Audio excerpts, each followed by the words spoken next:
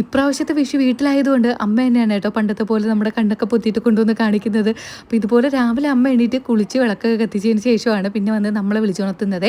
ഞങ്ങൾ തിരുവനന്തപുരത്താണെങ്കിൽ വിഷു എന്ന് പറഞ്ഞാൽ ഓണം ആഘോഷിക്കുന്നത് പോലെ അത്ര ഗംഭീരമായിട്ടൊന്നും ആഘോഷിക്കാറില്ല.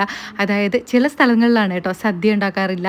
പിന്നെ ഞങ്ങൾ കൈനീട്ടം കൊടുക്കും. പിന്നെ അത്യാവശ്യം കണിയൊക്കെ വയ്ക്കും. പിന്നെ ഈ ധാന്യങ്ങൾ, ഉണ്ണിയപ്പം അങ്ങനത്തെ സാധനങ്ങളൊന്നും വയ്ക്കാറില്ല കേട്ടോ. പടക്കം പൊട്ടിക്കാറില്ല, പുതിയ ഡ്രസ്സ് വാങ്ങിക്കാറില്ല. നമ്മൾ സാധാരണ ഇങ്ങനെ കണിയാണ് നമുക്ക് പ്രധാനം.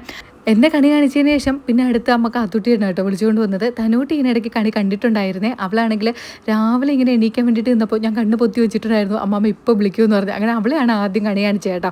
അമ്മ രാവിലെ അമ്പലത്തിൽ പോകണമെന്ന് പറഞ്ഞതുകൊണ്ട് തനൂട്ടിയും പോകണമെന്ന് പറഞ്ഞു കേട്ടോ. രാത്രിയെ പറഞ്ഞു വെച്ചിട്ടുണ്ടായിരുന്നു. അതുകൊണ്ട് ഒറ്റ വിളിച്ചതേ ഉള്ളൂ. അവളങ്ങ് ചാടി എണീക്കും. ഇങ്ങനെ പോണില്ല എന്ന് പറഞ്ഞാൽ ഭയങ്കര പ്രശ്നമായിരിക്കും.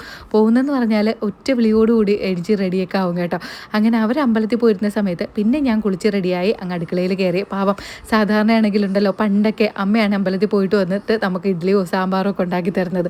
വിശേഷ ദിവസങ്ങൾ ഓണം, ക്രിസ്മസ്, വിഷു, ഈ ദീപാവലി ഇങ്ങനെയൊക്കെ വരുന്ന ദിവസങ്ങളുണ്ടല്ലോ നമ്മളവിടെ എന്തായാലും ഇഡ്ഡലിയും സാമ്പാറും തന്നെയായിരിക്കും. അത് പണ്ടും അങ്ങനെ തന്നെ ഇപ്പോഴും അങ്ങനെ തന്നെയാണ് കേട്ടോ. അപ്പം ഞാൻ അവർ വരുന്നതിന് മുമ്പേ ഇഡ്ഡലിയും സാമ്പാറും ഒക്കെ ഉണ്ടാക്കാമെന്ന് വിചാരിച്ചു. രാജസ്ഥാനിൽ വെച്ച് സാമ്പാർ ഉണ്ടാക്കുന്ന സമയങ്ങളിൽ അധികം അമരയ്ക്ക് അങ്ങനെ വാങ്ങാറില്ല കേട്ടോ. അപ്പോൾ പിന്നെ ഞാൻ അങ്ങനെ അമരയ്ക്ക് ഇടാറില്ല.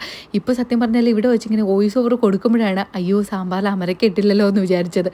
ആദ്യം പരിപ്പ്, ഉള്ളി, അമരയ്ക്കും കൂടെയാണ് വേവിക്കാനായിട്ട് വെച്ചിരുന്നത്. അതിപ്പോൾ ഞാൻ മറന്നും പോയി.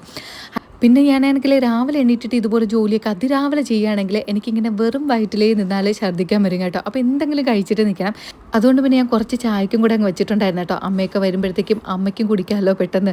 ഇഡ്ഡലിക്കുള്ള വെള്ളമൊക്കെ വെച്ച് കഴിഞ്ഞപ്പോൾ നമ്മുടെ പരിപ്പൊക്കെ നന്നായിട്ട് വെന്തിട്ടുണ്ടായിരുന്നു. അതിൽ നമ്മൾ ഇതിലാണെങ്കിൽ ഉരുളക്കിഴങ്ങ് അങ്ങനെ ഇടാറില്ല കേട്ടോ.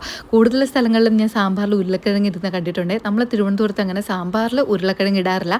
ബാക്കി കഷ്ണങ്ങളൊക്കെയാണ് കേട്ടോ ഇടുന്നത്. അങ്ങനെ സാമ്പാറിൽ വേവിക്കാനായിട്ട് വെച്ച് ഇഡ്ഡലിക്കും വെച്ചപ്പോൾ അമ്മ വന്നു കേട്ടോ. അമ്പലത്തിൽ നിന്ന് പിന്നെ പ്രസാദം ഉണ്ടായിരുന്നു, കടലയും അവിലൊക്കെ, അതും കുറച്ച് കഴിച്ച് പിന്നെ ഞാനും അമ്മയും ഒരുമിച്ചായി കേട്ടോ പാചകം. എനിക്കാണെങ്കിൽ അമ്മ നിൽക്കുമ്പോൾ ഉണ്ടല്ലോ എനിക്ക് ഇങ്ങനെ അടുക്കളയിൽ പാചകം ചെയ്യാൻ ഭയങ്കര ബുദ്ധിമുട്ടാണ്. കാരണം തൊട്ടതിനും പിടിച്ചതിനും അമ്മ ഇങ്ങനെ ഓരോന്നും പറഞ്ഞുകൊണ്ടിരിക്കും. അതങ്ങനെ ഇടണമായിരുന്നു, ഈ സ്പൂൺ ഇങ്ങനെ എടുക്കേണ്ടതായിരുന്നു, ഇങ്ങനെ ഓരോന്നും പറഞ്ഞുകൊണ്ടിരിക്കുമ്പോൾ അവസാനം ഞങ്ങൾ വഴക്കാവും കേട്ടോ. ഇതിനിടയ്ക്ക് ഞാൻ വീഡിയോ കോൾ വിളിച്ച് ചെയ്യേണ്ട കണിയൊക്കെ കാണിച്ചു കൊടുത്തു കേട്ടോ. പിന്നെ അച്ഛൻ റോഡിൽ പോയിട്ട് വന്ന് ഞങ്ങൾക്ക് എല്ലാവർക്കും കൈനീട്ടമൊക്കെ തന്നു. പിന്നെ 11 മണി ആവാൻ വേണ്ടി നോക്കിയിരിക്കും ഈ കണി വെച്ച സാധനങ്ങൾ എടുത്ത് കഴിക്കാൻ.